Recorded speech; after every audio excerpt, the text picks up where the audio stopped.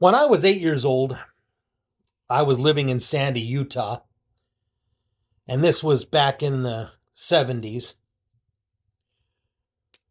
I got up early one morning.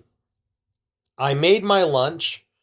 I packed a canteen full of water, um, three or four sandwiches, some potato chips, an apple, some other things in a lunch. I made a good sized lunch. I ran on outside, grabbed my bike, and this was probably about 8 o'clock in the morning, somewhere between 7 and 8 o'clock in the morning. Ran out, grabbed my bike, and I took off over to my friend's house. Met my friend, and he and I rode over to another friend's house. And there we met several boys, probably, I'd say 5 or 6 of us total. And at the time, where we lived, there were hills behind our house, and they staged up, 1, 2, 3. They'd go a hill, then a flat surface, then a hill, then a flat surface, then a hill, and so on. And we were right by the mountains. So my friends and I, we decided to go adventuring. So we took off, and we left all of our bikes at my one friend's house, and all of us walked up into the hills. Now, granted, like I said, 7, 8, 9 years old, all of us. And we had told our parents we were going to be hanging out, but we didn't tell them where. We didn't tell them what time we were going to be home. We didn't tell them anything. We had no cell phones. We had no way of getting hold of our families. If anyone had gotten hurt, we would have had to go for help. But as it was, we took off on this adventure. About 11:30, maybe 12 o'clock, we were at a little place called Puddin Pond. That's what we called it. It was a place where there was a very large rock that we nicknamed Big Rock. Wow, how clever of us. Big Rock, that's its name. So we were at Big Rock, and the pond that was around Big Rock was called Puddin Pond because it looked exactly like pudding. It was chocolate. It looked delicious. Didn't taste delicious, but it was delicious looking. So we were hanging out there by Puddin Pond. We were just shy of the golf course, and we sat under some trees and had our lunch. We didn't eat all of it. We only ate a couple sandwiches and, a little bit. Took off again. Ended up hiking all the way up into the mountains. The little mountain where we were at was called Little Cottonwood Canyon. We climbed up into the mountains, and we hung out there for probably a good hour or so, maybe a little bit more. We went on several adventures up to those mountains. And at this particular time, we decided it was time to go. So we came back down, and we found a tunnel. It was pretty cool. The contractors had put in some cement tubing, cement pipes, and we found it uncovered. And so we decided to go adventuring. So we started hiking through these pipes.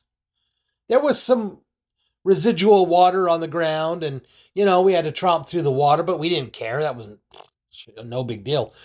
So we walked through the pipes. Now, we don't know how far we walked because we never came to an exit. We just kept walking and walking and walking inside of these pipes. And we zigzagged back and forth, and we really had no clue where we were. Finally, we came to a spot where there was a ladder, and we could climb up the ladder. Well, when we climbed up the ladder, we couldn't get the cover off. It was either welded on or stuck really good, and we were too young to push it up. It was too heavy. So what did we do? We kept walking. And we walked a little bit farther, and finally we came to a spot where the tunnel ended, and we came out, and we realized that we were now down by the elementary school. So, in reality, when I went and looked at the situation later in life as I was an adult, I realized that we had walked over 15 miles. We didn't realize it. I mean, yeah, we were tired, but we didn't realize it. So we didn't call our folks. We didn't do anything like that. What'd we do? We walked home. We all knew the way. We all knew how to get there. None of us were worried about it. We had our canteens. We had plenty of water. And we stopped at the elementary school and filled our canteens up with water again so we had enough for the trip.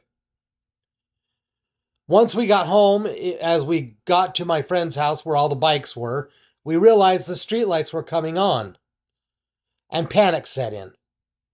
Because in our lifetime, when the streetlights came on, you better be home. Because not only was it time for dinner, but Dad was coming home, and if you weren't there, then you were in trouble because you were late. Why do I tell this story? Why do I bring up this memory of mine from so many years ago? Because CBS put out a news report claiming that children today are obese because of climate change. Now, if that isn't the biggest crock of crap I've ever heard, I don't know what is. Kids today are fat because of the food choices they make and because they don't get out and get moving. Parents do not make them do chores. Some do, some don't. Parents do not insist that they put down the video game and go outside and make their own adventures, make their own fun. We were never home. When I went back to school in the fall, I could have passed for a black child because I was so tan. I spent all summer pretty much without a shirt on, running around with my friends, my shirt tied around my waist or in my back pocket. A lot of times we went swimming, a lot of times we went climbing, a lot of times we went hiking. We played football, we played soccer, we played baseball. We made our fun. We made our summers adventurous. So for CBS to report that climate change, that it's too hot outside for kids to go play, that is ridiculous. That is justifying the laziness of the generation of the kids today. We need to be more vigilant. We need to do better for our children.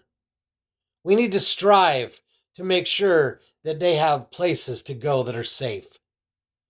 We need to fight the war on crime and make sure our children can go outside to play without fear of being kidnapped or beaten up. These are all things that are plaguing America today. And unfortunately, we have a news media that would rather make excuses than offer solutions. Have a good day.